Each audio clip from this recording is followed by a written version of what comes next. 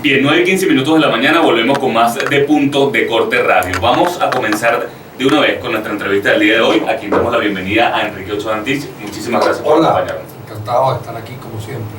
Bien, Enrique, muchos puntos por analizar, por supuesto, con base a lo que fue esta noticia del día de ayer, esta mesa de diálogo nacional instalada con quienes algunos llaman partidos minoritarios. Ellos aseguran que no está bien ese término, sin embargo, da para el debate. Bien. Lo primero que quisiera preguntarte sobre este acuerdo es si precisamente estás de acuerdo, das la bala a este acuerdo, si te parece que está bien, y en principio el regreso del chavismo a la Asamblea Nacional. Bueno, fíjate, me gustaría comenzar por ese detallito que al principio mencionaste de los partidos minoritarios.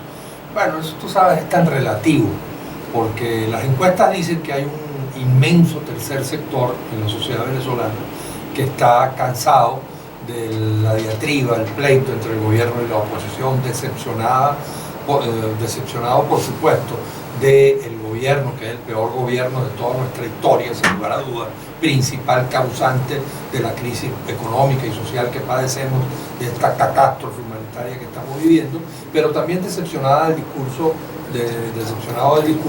de la oposición extremista.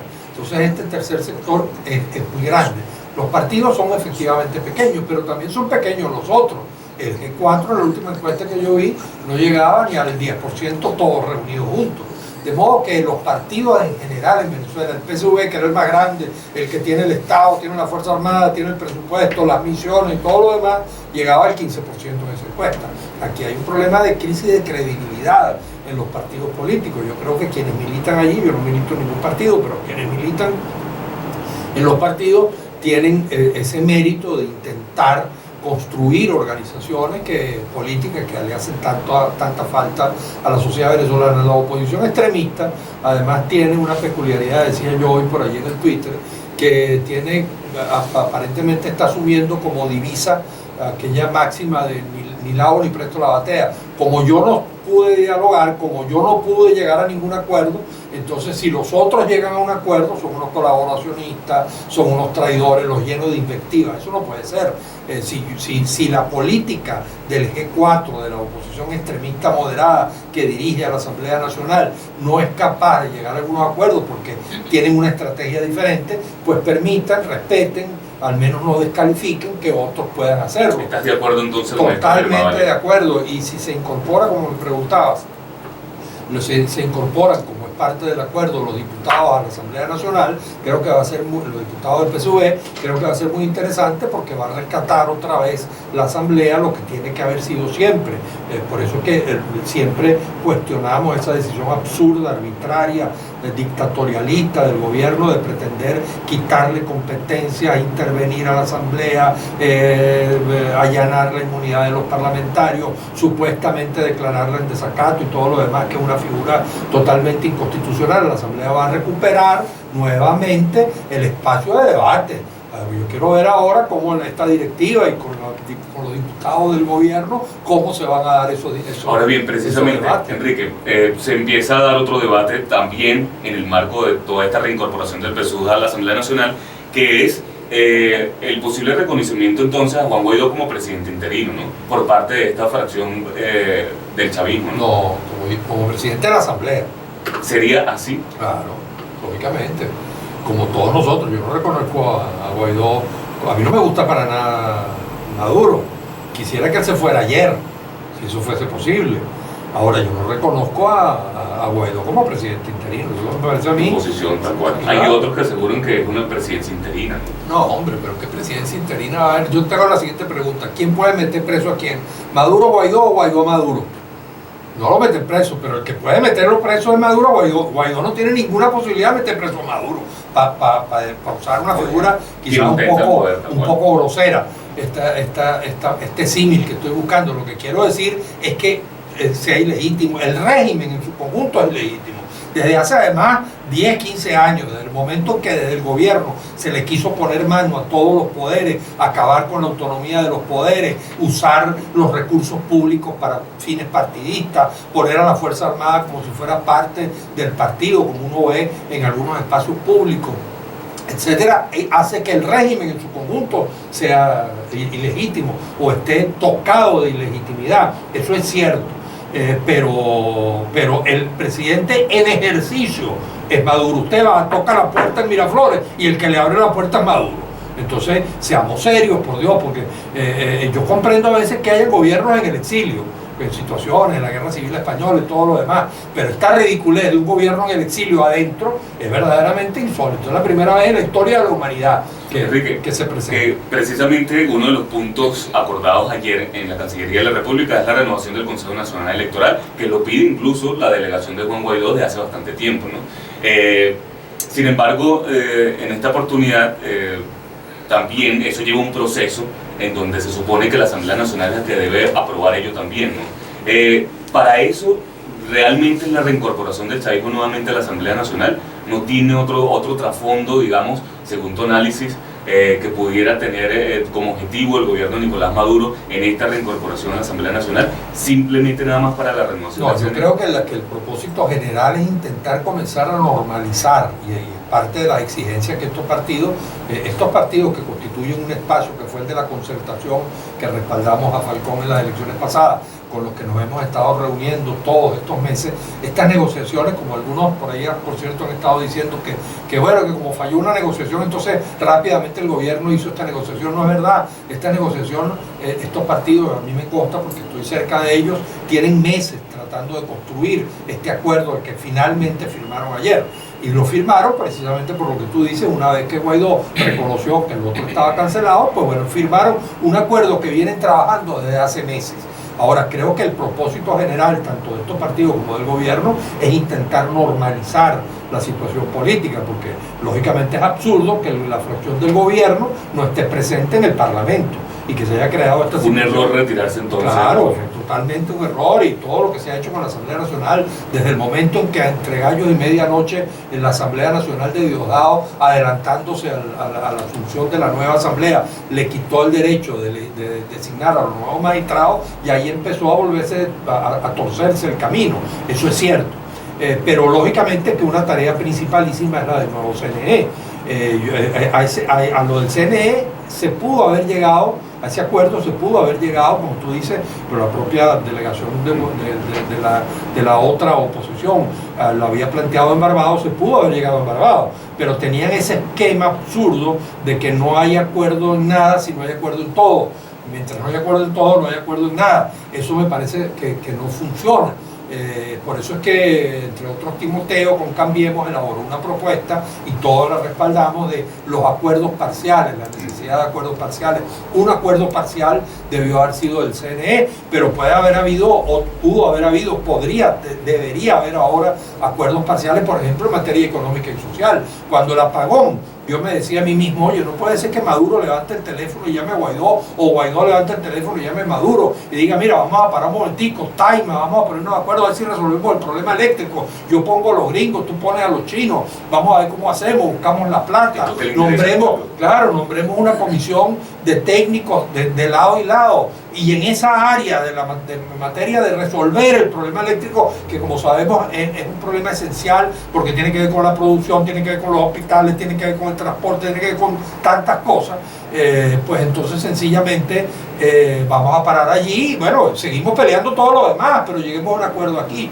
Yo siempre sostenía, y todos estos grupos han sostenido, y afortunadamente parece que vamos a llegar a ese acuerdo, que se podía llegar a un acuerdo en materia del CNE sin necesidad de llegar a otros acuerdos. Lo demás se podía seguir discutiendo, pero era evidente que con presidenciales o sin presidenciales, en algún momento íbamos a tener el hito constitucional de las elecciones parlamentarias. Que me guste a mí o no me guste, están establecidas en la Constitución, y el próximo año hay que ir a esas elecciones. Entonces lo lógico era prepararse ante esa eventualidad y tener un nuevo CNE.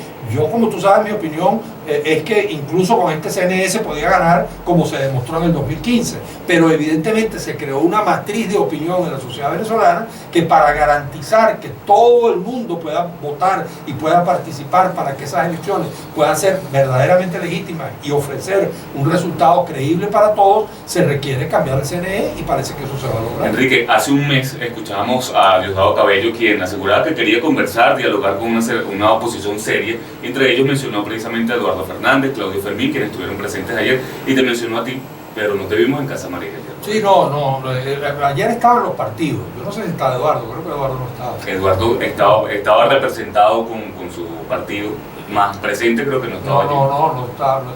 Es decir, ayer el acuerdo era del gobierno con los partidos, y ese fue el esquema que se asumió, ¿no?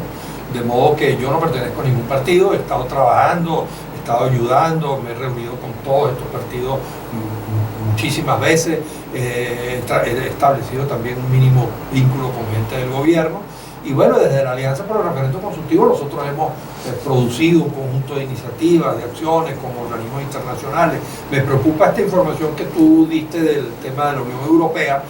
Creo que nosotros pues debemos ayudar a tratar de que los europeos comprendan que a diferencia de la estrategia guerrerista de los Estados Unidos hay otra alternativa, y que al menos si no la apoyan, por lo menos no la descalifiquen de partido. Por lo cual, precisamente como mencionas, no perteneces a ninguno de estos partidos que firmaron, sin embargo, estás de alguna forma disponible para llegar a esa mesa de diálogo nacional, claro, junto con la Alianza. Ayer se lo dije a Timoteo, hablé con Felipe, y por supuesto, ellos saben además que cuentan conmigo para cualquier respaldo. Creo que el primer respaldo que tienen que tener todos ellos es que nosotros, los que podemos hacerlo, los defendamos en las redes, los defendamos en la opinión pública, emitir declaraciones, venir a los programas. Bueno, creo que ahora viene una andanada seguramente de la oposición. Bueno, ahora viene no, comenzó ayer mismo, ¿no? Una andanada muy fuerte de la oposición extremista. Creo que nosotros tenemos que hacer una defensa muy clara de estos acuerdos, darle una oportunidad e irlo evaluando, por supuesto. Yo no puedo asegurar que esto va a tener éxito, pero hay que darle una oportunidad, como decía John Lennon, vamos a darle una oportunidad a la paz, ¿no? Así es. 9:27 minutos de la mañana, nosotros debemos hacer una pausa comercial. Estamos conversando en cabina con el político Enrique Ochoa Antís, miembro de la Alianza Consultiva por el Referendo. Alianza por el Referendo Consultivo. Exactamente. Tal cual son el nombre. Ahí están Soluciones, ahí está Redes, están varios partidos de los que firmaron el día de ayer en Cancillería. Les recuerdo rápidamente el número de teléfono 0414-543-5382 para su mensaje de texto. Ya volvemos con más de Punto. La oposición con otra posición, el juego está trancado y el país disolviéndose entre las manos. Unos aplicando una política económica absurda, incompetente, con toda la incompetencia del gobierno, destruyendo el aparato productivo y todo lo demás, y otros aplicando sanciones, etcétera. Entonces, como yo siempre digo por ahí, hemos convertido el país en un campo de batalla, y yo no conozco ningún campo de batalla que quede sano. Todos los campos de batalla están destruidos. Enrique, realmente estos personajes, estas representaciones de estos partidos políticos que firmaron este pacto ayer con el gobierno de Nicolás Maduro, ¿se sienten representantes de la sociedad civil? El Parlamento Nacional, los diputados de la Asamblea Nacional son representaciones, expresión del voto de un pueblo, ¿no? En 2015. Pero estos partidos representan realmente a la sociedad civil. Bueno, son organizaciones políticas. Recuerdo yo a Manuel Caballero que siempre decía, los partidos son las primeras formaciones de la sociedad civil. Se supone que un partido de verdad tiene que ser representante de la gente en el Estado y no el representante del Estado de la gente. Una de las cosas que llevó a la degradación de la democracia en el punto fijo es que tanto Acción Democrática y COPEI progresivamente se fueron convirtiendo en representantes del Estado en la sociedad y no representantes de la sociedad en el Estado. El PSUV rapiditamente se convirtió en Estado, partido-Estado, entonces es representante del Estado en la gente.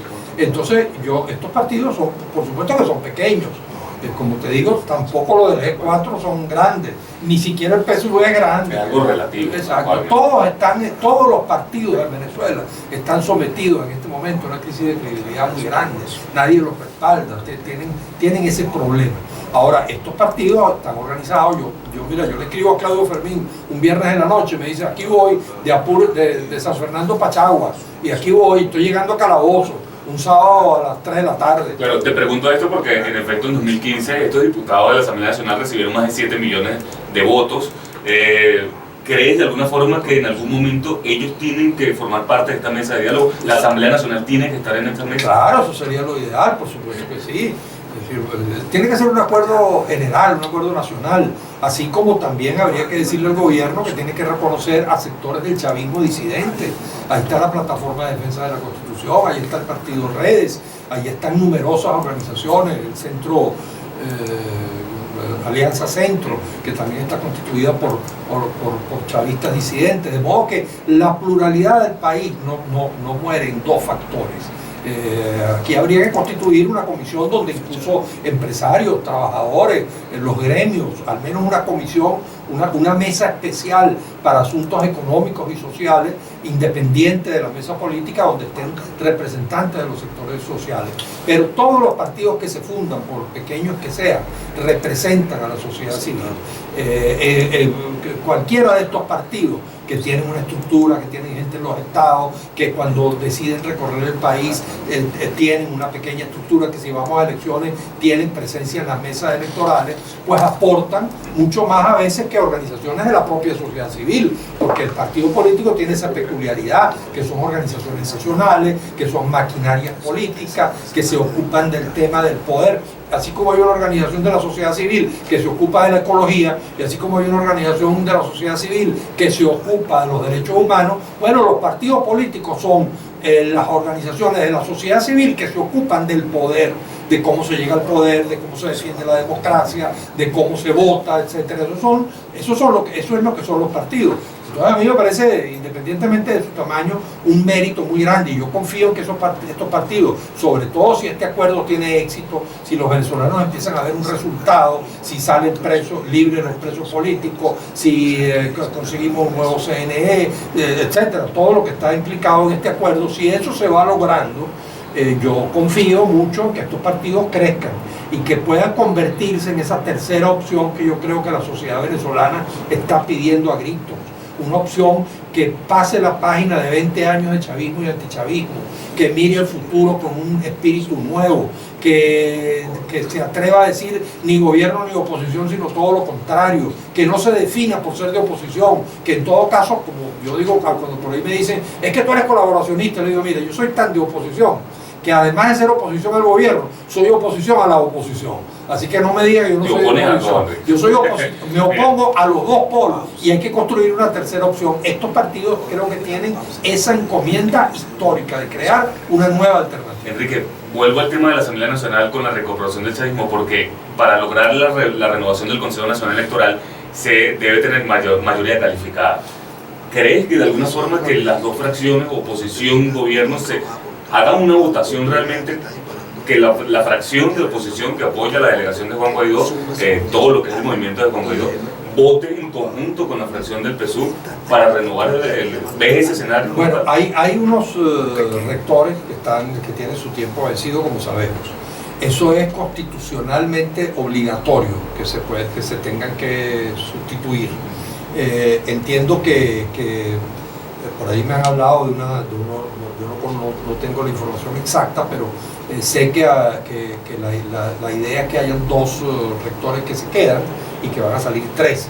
De modo que a la hora de pedir en la Asamblea Nacional, pedir un derecho de palabra, Timoteo Zambrano se para y pide el derecho de palabra, están obligados a activar el proceso, porque es constitucional. Tienen que designar a estos tres rectores.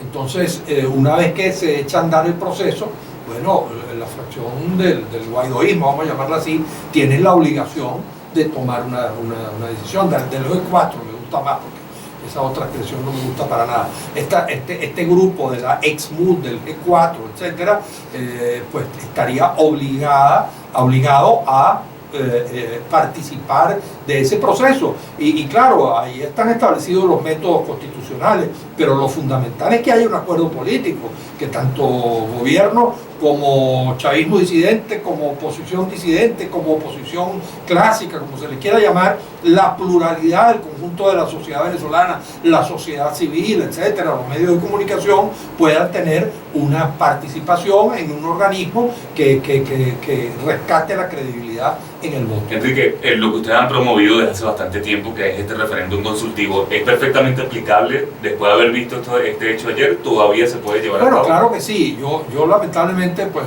hemos intentado. ¿Y qué se va a hacer rápidamente? Estuvimos 6-7 meses promoviendo esta figura. No vemos que haya tenido la acogida que hubiésemos querido, esa es la verdad verdadera, yo lo he dicho en las reuniones de la Alianza. La seguimos promoviendo porque, como también alguna gente nos ha dicho muchas veces, de pronto este no es el momento, pero más adelante puede ser un instrumento. Yo he propuesto incluso por allí, a título personal, que junto con las elecciones parlamentarias se pueda llevar un referendo paralelo, que por ejemplo mandate a la nueva asamblea a designar un gobierno de transición.